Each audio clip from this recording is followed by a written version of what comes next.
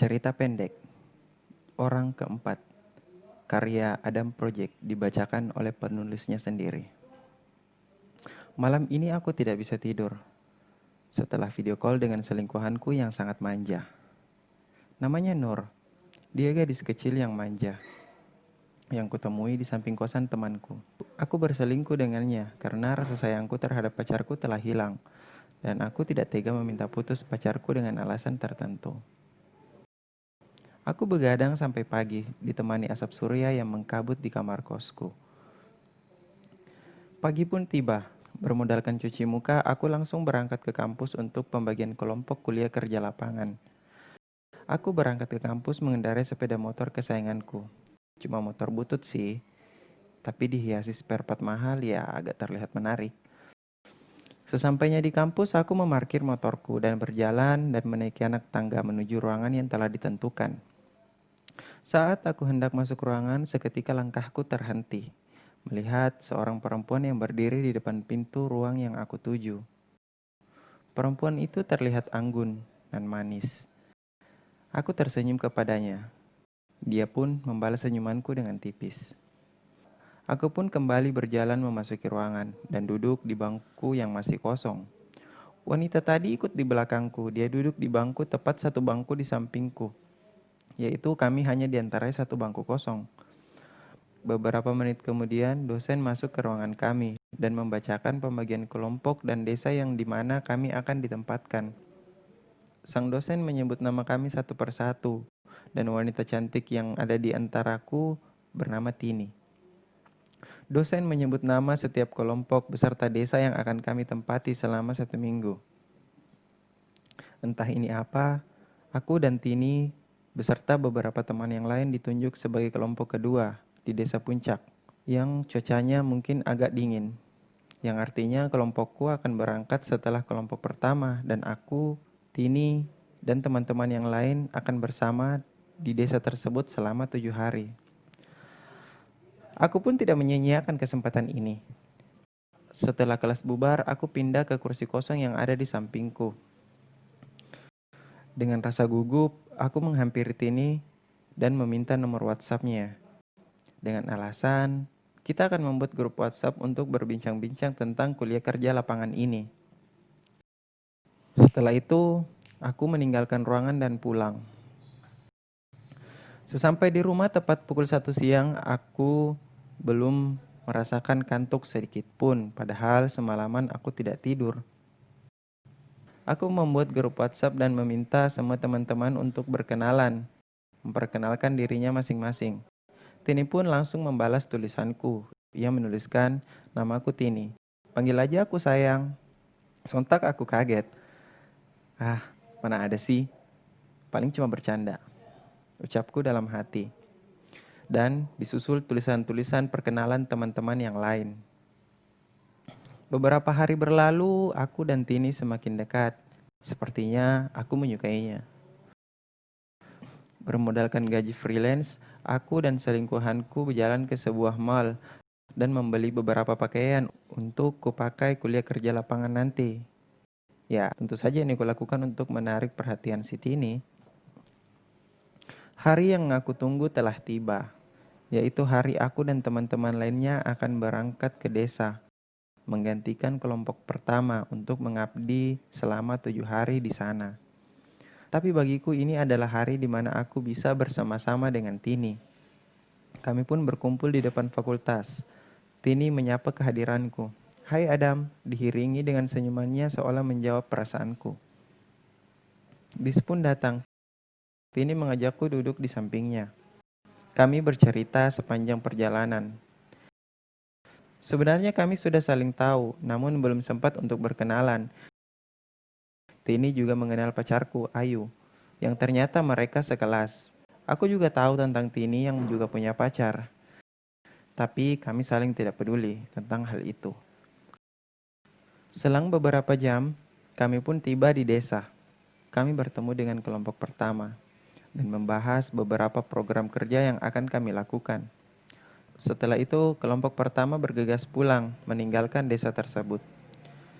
Tini pun mendekat kepadaku dan mengadu bahwa ia sempat digoda oleh seseorang dari kelompok pertama. Aku tidak tahu ini benar atau tidak, atau mungkin akal-akalannya saja. Namun aku menghormatinya, seolah ia menganggapku seseorang yang bisa melindunginya. Di malam hari, kami dan teman-teman membicarakan tentang program kerja untuk besok. Di tengah perbincangan, aku menepi ke ruangan tengah. Tini menyusulku. Dia duduk di sampingku.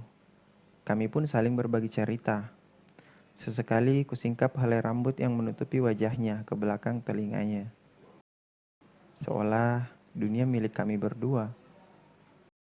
Dan teman-teman pun tidak ada yang mengganggu kebersamaan kami. Malam pun semakin larut. Aku dan Tini pergi ke kamar masing-masing untuk beristirahat. Aku pun tertidur. Tak lama kemudian aku mendengar suara Tini. Ternyata hari sudah pagi. Aku melihat Tini sudah duduk di samping kepalaku untuk membangunkanku. Ia menarik selimut dan memegang kedua pipiku dengan telapak tangannya yang masih terasa dingin di pipiku. Ia menarik tanganku seolah memaksaku untuk bangun. Jujur, aku adalah orang yang mustahil bangun pagi. Namun saat itu, untuk pertama kalinya tatapan pagiku disambut dengan senyuman oleh orang yang aku sayangi. Tini mengambil pakaian kotorku dan mencucinya. Dia pun memintaku untuk menyapu halaman. Aku dengan ikhlas menjalankannya. Di sana, aku tidak pernah memperdulikan selingkuhanku, apalagi pacarku. Di dalam pikiran dan hatiku hanya ada nama Tini. Meski beberapa kali selingkuhanku menelpon, aku tidak pernah menjawabnya. Aku takut. Jika Tini tahu aku punya pacar dan punya selingkuhan, dia pasti akan sangat marah. Ucapku renung dalam hati. Hari-hari berlalu begitu indah. Tini sering memasakkanku masakan yang berbeda dari teman-teman yang lain. Kami pun sering ke pasar bersama, bak seorang suami mengantar istrinya ke pasar.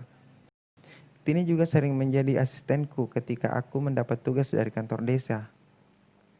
Malaikat tak bersayap. Mungkin itulah kalimat yang pantas untuk mengungkapkan perasaanku terhadap sikap Tini. Tidak terasa, seminggu telah berlalu. Kami pun pulang meninggalkan desa tersebut. Namun, aku dan Tini tidak berubah.